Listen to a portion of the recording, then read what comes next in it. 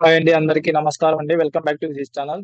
ఈరోజు మనం NSP scholarship PG స్టూడెంట్స్‌కి గురించి మాట్లాడదామండి. స్కాలర్‌షిప్ పీజీ వాళ్ళకి లాస్ట్ ఇయర్ అప్లై చేసినారండి. ఈ అప్లై చేసిన వాళ్ళకి ఫండ్ ఎప్పుడు రిలీజ్ అయితుంది. మన స్కాలర్‌షిప్ స్టేటస్ ఎలా అప్రూవ్ అయిందా? అప్రూవ్ కాలేదా అనేది ఎలా చెక్ చేసుకోవాలా?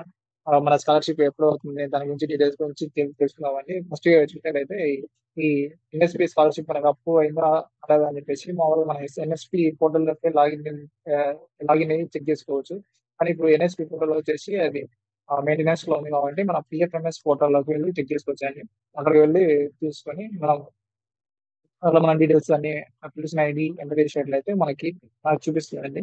ఇది అప్రూవ్ అయిందా లేదా అని చెప్పేసి నాపై ఇక్కడ ఆహ్, దీనికోసం మనం ఫస్ట్ ఏం చేయాలంటే పీఎఫ్ఎంఎస్ అని సెర్చ్ చేయాలండి. సెర్చ్ బార్‌లో సెర్చ్ చేసిన తర్వాత వెబ్‌సైట్ ఓపెన్ చేసేసి ఇక్కడ మనం చూసుకుంటే ఆహ్, ఆప్షన్ ఉంటదండి. పేమెంట్ స్టేటస్ అని ఇక్కడ ఆప్షన్ చూపిస్తుంది. ఈ ఆప్షన్ సెలెక్ట్ చేసి ఈ ఆప్షన్స్‌లో కింద డీబీటీ స్టేటస్ ట్రాకర్ అనే ఆప్షన్ సెలెక్ట్ చేసుకోవాలి.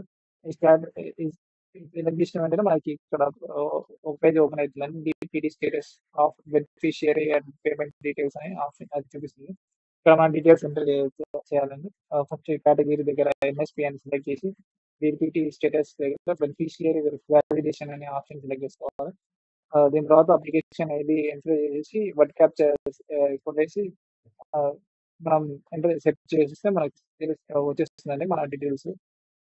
మన పేరు అన్నీ వచ్చేస్తాయి. నా పేరు ఎలుగుబంటి అజయ్ ప్రసాద్ అని. నేను ఎంఎస్‌సి చదువుతున్నాను. ఇక్కడ చూస్తుంటే స్టేటస్ వచ్చేసి అప్రూవ్డ్ అని వచ్చిందండి. ఇప్పుడు అప్రూవ్ వచ్చింది కాబట్టి మనకి ఏం అవసరం లేదండి. అప్రూవ్ కాని వాళ్ళకి రిజెక్టెడ్ అనే ఆప్షన్ చూపిస్తుంది. రిజెక్టెడ్ కింద డీటెయిల్స్ ఎర్రర్ డిస్క్రిప్షన్ అని ఇక్కడ డీటెయిల్స్ చూపిస్తుందండి.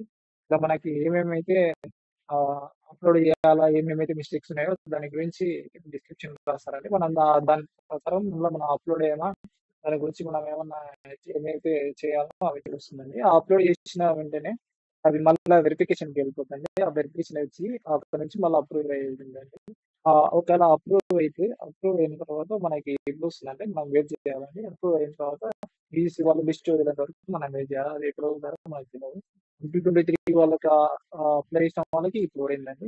ఇప్పుడు 2024లో మనం అప్లై చేస్తున్నాం కాబట్టి 6లో రావచ్చు. లేదా ఈ ఇయరే రావచ్చు.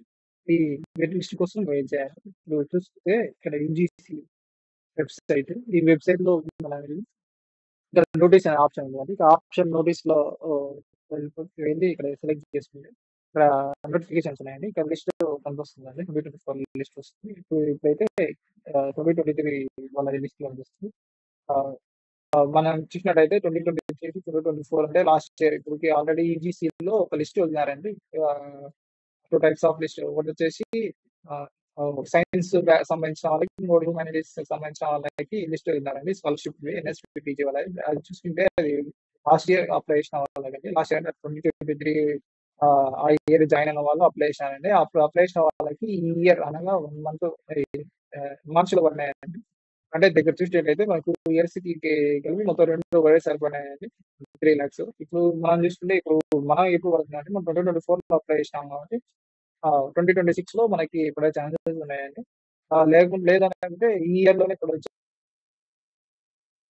ఇక్కడ మనం చూసినట్టయితే ఎగ్జాంపుల్‌గా ఇక్కడ ఇక్కడ ఒకటైతే అప్లికేషన్ ఐడీ చూస్తున్నామండి.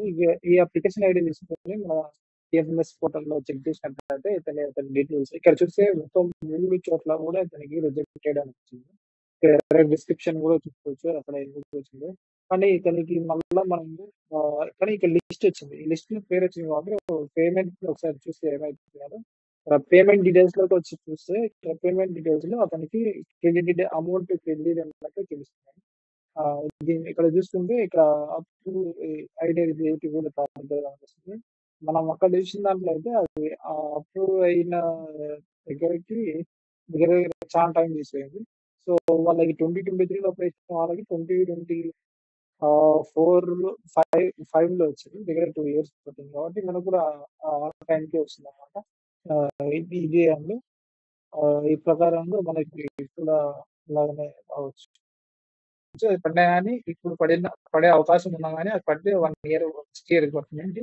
లేదంటే 2026 మార్చ్ కల్లా మనకి 2 ఇయర్స్ కలిపి పడిపోతుందండి.